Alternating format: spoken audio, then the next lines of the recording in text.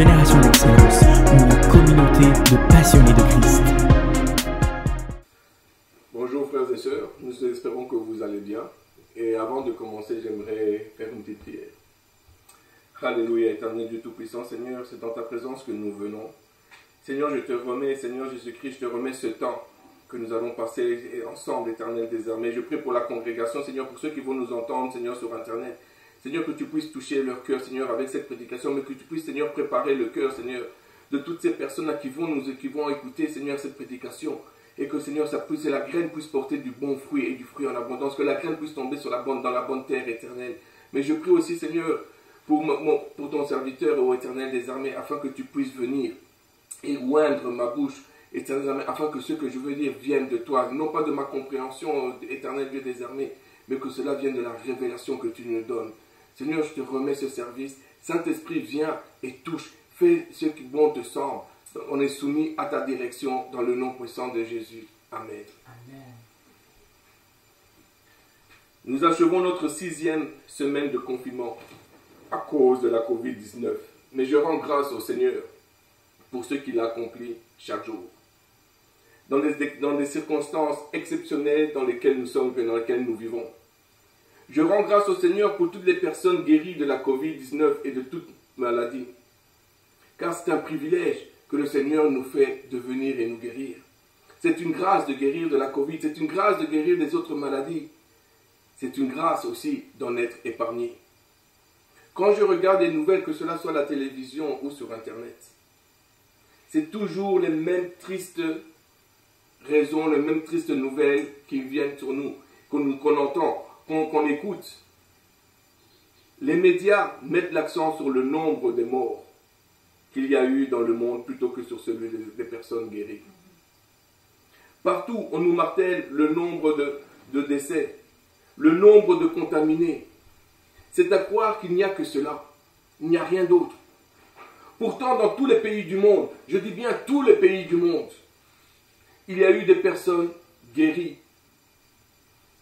Il y a eu plus de personnes guéries que de décès. Mais les personnes guéries, ça veut dire que ça ne compte pas. Ils font juste partie des statistiques. Ce qui compte le plus, c'est le décès.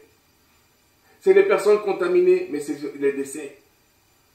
Dans ce combat que nous menons contre la Covid-19, il me semble que chaque personne qui guérit de cette maladie-là est une victoire. C'est une victoire en soi. À ne mettre l'accent que sur les décès et les malades, à ne pas insister sur les personnes guéries. Les médias sont en train de véhiculer la peur. Ils véhiculent la peur plutôt que l'espoir. Bien sûr, il est important de connaître l'ampleur de cette tragédie. Parce qu'on la vit, on est ensemble, on est là, ça touche le monde. Et le monde entier est en confinement. Donc c'est important de savoir ce qui se passe, l'ampleur de la tragédie. Mais je pense que nous avons plus d'espoir que de désespoir. Ce matin, j'aimerais partager avec vous un message d'espérance. Le titre de mon message est « Dieu guérit ».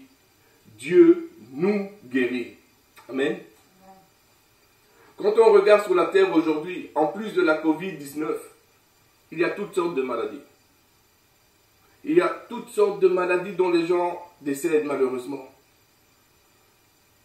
Du temps des patriarches de la Bible, la norme était de mourir de vieillesse. C'était la norme. Mais de nos jours, rares sont les personnes qui décèdent de mort naturelle. Plusieurs chrétiens sont touchés. Plusieurs chrétiens sont touchés par la maladie. Plusieurs d'entre eux meurent à la suite de maladies. Ce qui amène de nombreux enfants de Dieu à douter de la volonté et surtout de la capacité de Dieu à nous guérir. Bien-aimés, en cette situation de pandémie, j'aimerais vous poser une question. Juste une question. Croyez-vous que Dieu guérisse encore? Dans votre cœur, dans votre esprit, croyez-vous que Dieu guérisse encore? Croyez-vous que la guérison fasse partie de votre héritage? Croyez-vous que la guérison fasse partie de votre partage? Pour plusieurs personnes, la guérison divine paraît bien lointaine. On en parle beaucoup dans la Bible. C'était courant à l'époque de voir des guérisons divines. Quand je regarde l'Ancien Testament, quand je regarde le Nouveau Testament, ça regorge de guérisons divines, de miracles, de signes, de prodiges. Et beaucoup vont dire, aujourd'hui, nous ne voyons plus autant de guérisons divines, nous ne voyons plus autant de miracles. Pourtant, frères et sœurs, j'ai l'assurance et j'ai la certitude que les miracles, les guérisons divines, les signes et les prodiges se font encore aujourd'hui. Pour la bonne et simple raison que Dieu est le même hier, aujourd'hui et éternellement. Il n'a pas changé. Mais nous avons changé. Mais lui, il est resté le même. Les Écritures nous enseignent que la foi vient de ce qu'on entend, et ce qu'on entend vient de la parole de Dieu. Romains 10, 17. Alors entendons ce que la parole de Dieu dit à propos de la guérison, afin que notre foi soit fortifiée. J'aimerais qu'on aille dans le livre d'Exode, chapitre 15, versets 22 à 27. Il est dit, Moïse fit partir Israël de la mer Rouge. Ils prirent la direction du désert de Shur. Et après 3 journées de marche dans le désert, ils ne trouvèrent point d'eau. Ils arrivèrent à Mara, mais ils ne purent pas boire l'eau de Mara parce qu'elle était amère. C'est pourquoi ce lieu fut appelé Mara. Le peuple murmura contre Moïse en disant, « Que boirons-nous » Moïse cria à l'Éternel, et l'Éternel lui indiqua un bois qu'il jeta dans l'eau, et l'eau devint douce. Ce fut là que l'Éternel donna au peuple des lois et des ordonnances. Et ce fut là qu'il le mit à l'épreuve. Écoutez bien le verset 26. Il dit, « Si tu écoutes attentivement la voix de l'Éternel ton Dieu, si tu fais ce qui est droit à ses yeux, si tu prêtes l'oreille à ses commandements et si tu observes toutes ses lois, je ne te frapperai d'aucune des maladies dont j'ai frappé les Égyptiens. Car je suis l'Éternel qui te guérit. » Ils arrivèrent à Élim, où il y avait 12 sources d'eau et 70 palmiers. Ils campèrent là, près de l'eau. Amen. Israël venait de quitter l'Égypte, se dirigeait vers la terre promise. Et il était en plein désert, il faisait chaud, ils avaient soif. Et après 3 jours de marche dans le désert, ils sont arrivés à Mara, mais l'eau de Mara était imbuvable. Elle était amère, que la parole nous dit. Moïse pria l'Éternel des armées. Et dans sa bonté, l'Éternel adoucit l'eau. Et les enfants d'Israël purent en boire. Et c'est à cet endroit précis que l'Éternel des armées est venu et a donné des lois et des ordonnances au peuple. Et la Bible nous dit que c'est là, à ce moment-là, à cet endroit précis, que l'Éternel des armées a mis son peuple à l'épreuve. Après avoir fait sortir son peuple du pays d'Égypte, l'Éternel fait une alliance avec son peuple. Il leur promet qu'il ne leur donnera pas les plaies d'Égypte, car il est le Dieu qui les guérit. Amen. Le Dieu qui les guérit. Amen. Frères et sœurs, Dieu a fait une alliance avec son peuple. Pas juste une promesse, mais il a fait une alliance. Et on sait que Dieu est fidèle. On sait que Dieu accomplit toujours ce qu'il dit. On le sait. Quand il dit, les choses s'accomplissent. Parce qu'il est roi. Et il dit, je suis le Dieu qui te guérit. L'alliance qu'il a faite avec son peuple était une alliance de fidélité réciproque. Allons dans le livre de Deutéronome, chapitre 7, verset 12. Il dit, si vous écoutez ces ordonnances, si vous les observez et les mettez en pratique, l'Éternel, ton Dieu, gardera envers toi l'alliance et la miséricorde qu'il a jurée à tes pères. C'est alors que quand on va maintenant dans le verset 15 du même chapitre, il dit ceci, l'Éternel éloignera de toi toute maladie, il ne t'enverra aucune de ces mauvaises maladies d'Égypte qui te sont connues, mais il en frappera tous ceux qui te haïssent. Encore une fois, il dit, je suis le Dieu qui te guérit. Encore une fois, il réassure et il assure son peuple qu'il est le Dieu qui guérit. Le verset qui nous intéresse dans le passage de l'Exode que nous avons lu, c'est le verset 26, où Dieu déclare qu'il est Jéhovah Rapha. Amen. Amen.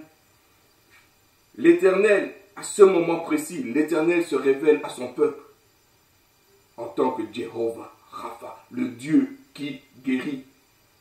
Le mot hébreu Rapha signifie guérir, restaurer ou rétablir.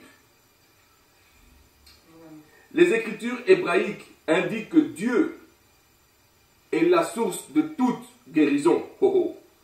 Dieu est la source de toute guérison. Rapha n'est pas une position. Est-ce que vous me suivez là? Rapha n'est pas une position que le Seigneur, ayant pitié de nous, a déclaré. Mais Rapha, qui veut dire guérir, fait partie de la nature de Dieu. Amen. Dieu est guérison. Il n'a pas créé la guérison, mais il en est la source. C'est lui qui est la guérison, lui et lui seul qui est la guérison. Dieu reste le même. Il a déclaré clairement dans la parole qu'il est le Dieu qui nous guérit. Il n'a pas dit « je vais essayer de vous guérir ». Il n'a pas dit « je vais guérir une partie ». Il n'a pas dit « j'ai un quota pour guérir ». Il dit « je suis le Dieu qui te guérit ». Amen. Vous allez me dire « oui, pasteur, il y a des malades ». Oui, il y a des malades. Oui, il y a des chrétiens qui sont malades. Oui, il y a des chrétiens qui souffrent de maladies incurables. Et pourtant, cette même alliance est vraie pour eux aussi. Mais j'aimerais clarifier un point important ici. Vous voyez, dans l'Ancien Testament, le Seigneur demandait la fidélité au peuple. Il demandait la fidélité des Hébreux envers le Seigneur. À cette époque, les gens, c'était dans l'Ancien Testament, les personnes étaient sous la loi, sous les ordonnances. Et ils devaient suivre ces ordonnances pour recevoir. Mais nous qui vivons dans une année de grâce, nous qui vivons sous le Nouveau Testament, frères et sœurs, notre justification et notre sanctification a été faite à la croix de notre Seigneur Jésus-Christ. Il est notre Seigneur et il est notre Sauveur. Et ce n'est que par lui et en lui que nous pouvons avoir notre justification et notre sanctification. Puisque c'est dans le Seigneur Jésus-Christ, nous pouvons alors avoir l'assurance que le Seigneur nous guérit. On peut avoir cette assurance. Non pas espérer, mais avoir l'assurance que Dieu nous guérit. Amen.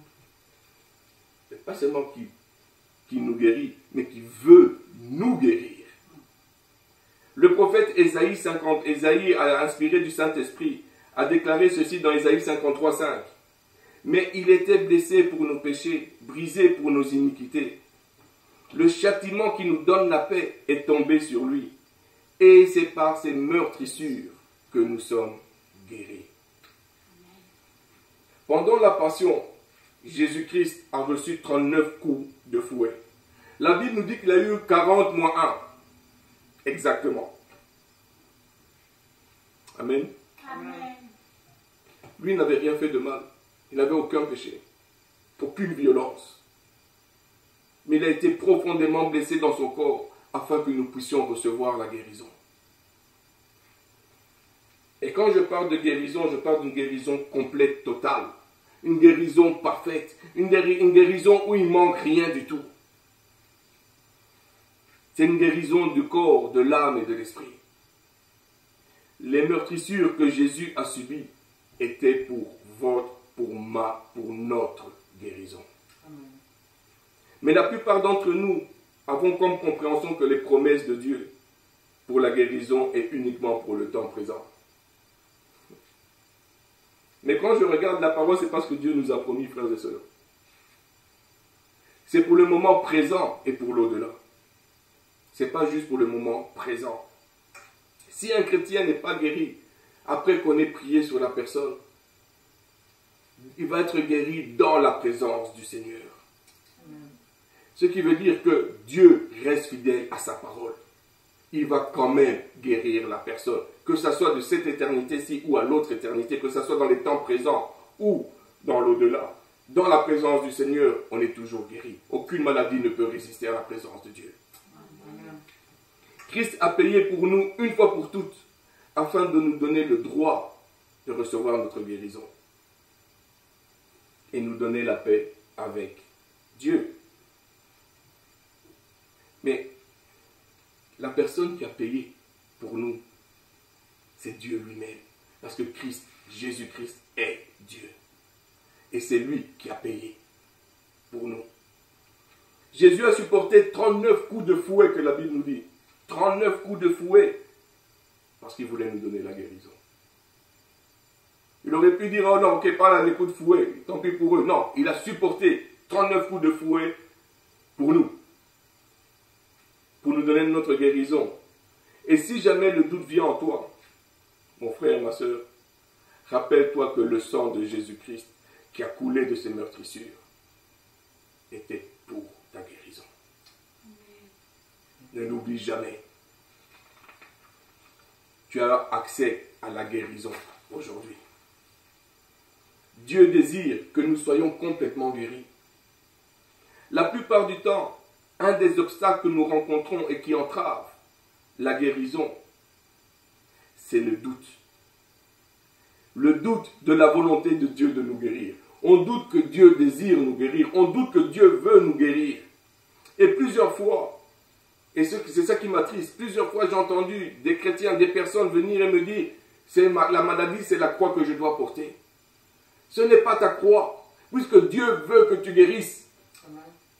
Dieu ne te veut pas malade, il désire, il veut que tu guérisses. Ce n'est pas ta croix. Parce que la délivrance, la guérison font partie du plan de rédemption de Dieu. Alléluia. Amen. Frères et sœurs, les meurtrissures de Jésus-Christ nous guérissent parfaitement. Ne l'oublions jamais. La maladie n'est pas ton héritage. La maladie n'est pas ton partage. Il nous a promis la vie et la vie en abondance. Et la vie en abondance commence ici sur la terre, non pas dans l'au-delà, elle commence ici sur la terre et elle se poursuit dans l'au-delà, dans la présence de Dieu. Les meurtrissures de Jésus-Christ nous guérissent, ne nous soignent pas, elles nous guérissent. Elles nous guérissent complètement, parfaitement et totalement. Laissez-moi finir avec ça. Nous pouvons avoir l'assurance de l'œuvre de Jésus-Christ. Les meurtrissures qu'il a endurées étaient pour notre guérison. Et la guérison fait partie de son plan de rédemption pour nous, et donc fait partie de notre héritage ou de l'héritage de l'enfant de Dieu. Peu importe ce que nos yeux physiques voient, peu importe le nombre de décès qui est autour de nous, que nous entendons, la parole de Dieu reste la même. Je suis le Dieu qui te guérit. Je suis Jehovah Rapha. Amen. Alléluia. Nous pouvons avoir cette ferme assurance, frères et sœurs, que Dieu désire nous guérir. Il est la source de toute guérison. Il est la source de toute guérison. Jésus-Christ est la source de toute guérison. Colossiens 2,10 dit, vous avez tout pleinement en lui qui est le chef de toute domination et de toute autorité. Nous avons tout pleinement en lui qui est le chef de toute domination et de toute autorité. Nous avons tout pleinement. Pas à moitié. Pas le salut sauf la guérison. Tout pleinement. On peut avoir l'assurance que ça fait partie de notre héritage. Arrêtons de douter. Allons avec assurance et devant le Père et lui demandons-lui notre guérison. Dieu entend le cri de ses enfants. Ce n'est pas en doutant que nous aurons ce tout-là. Et très souvent on doute. Ce n'est pas par notre raisonnement que nous sommes guéris. Ce n'est pas de cette manière-là que ça fonctionne. C'est par notre foi, notre assurance en Christ, en Jésus-Christ, en les meurtrissures qu'il a eues, qui vont nous guérir, qu'on les guérit. Frères et sœurs, Trop souvent, on pense que notre guérison dépend de nos œuvres. Dépend de la façon dont on agit, la façon dont on est. Notre guérison vient de Dieu et Dieu seul, parce qu'il est la guérison. Jésus-Christ est le grand médecin, celui qui guérit le corps et l'âme. Alors, frères et sœurs, vous qui êtes malades, peu importe la maladie que vous avez, peu importe ce que le médecin a dit, peu importe le nom de la maladie, sachez que la guérison du Seigneur Jésus-Christ est là pour vous. Je prie que vous puissiez recevoir votre guérison dans le nom de Jésus-Christ. Amen. Ce matin, recevez. Peu importe à quelle heure vous allez écouter cette vidéo, que ce soit même la nuit, recevez votre guérison dans le nom de Jésus-Christ. Bien que le monde compte sur les chercheurs, compte sur la science pour trouver, sur la science pour les guérir, pour les sauver de cette pandémie, bien que les compte sur les chercheurs et sur le vaccin pour guérir et contrecarrer les effets de la Covid-19, moi personnellement, j'aimerais vous exhorter, frères et sœurs, à compter sur la provision divine en toutes choses et en toutes circonstances, car l'Éternel des armées veut nous guérir. Amen. Si nous sommes malades, nous pouvons nous attendre à Dieu. Nous pouvons nous attendre à Dieu pour nous guérir, parce que c'est dans son plan. Il veut nous guérir. Les voies et les moyens pour le faire, ça lui appartient. La façon, ce qu'il va utiliser pour nous guérir, ça lui appartient. Mais une chose que je sais, c'est que Dieu veut nous guérir. Crions à lui, cherchons sa face et assurément, il va nous entendre. C'est tout ce que le Seigneur nous demande. Crie à moi. Je suis juste à côté de toi. Laisse-moi être, comment est-ce que je pourrais dire ça, être acteur. Laisse-moi faire ce que je dois faire à travers toi parce que je veux te guérir. Mon désir le plus grand est de te guérir. Viens à moi, mon enfant. Je vais vous laisser avec cette bénédiction, frères et sœurs. Que l'Éternel vous bénisse et qu'il vous garde. Que l'Éternel fasse luire sa face sur vous et qu'il vous accorde sa grâce. Que l'Éternel tourne sa face vers vous et qu'il vous donne la paix. Shalom. Que le Seigneur vous bénisse. Amen. Amen. Merci de votre écoute et que le Seigneur vous bénisse.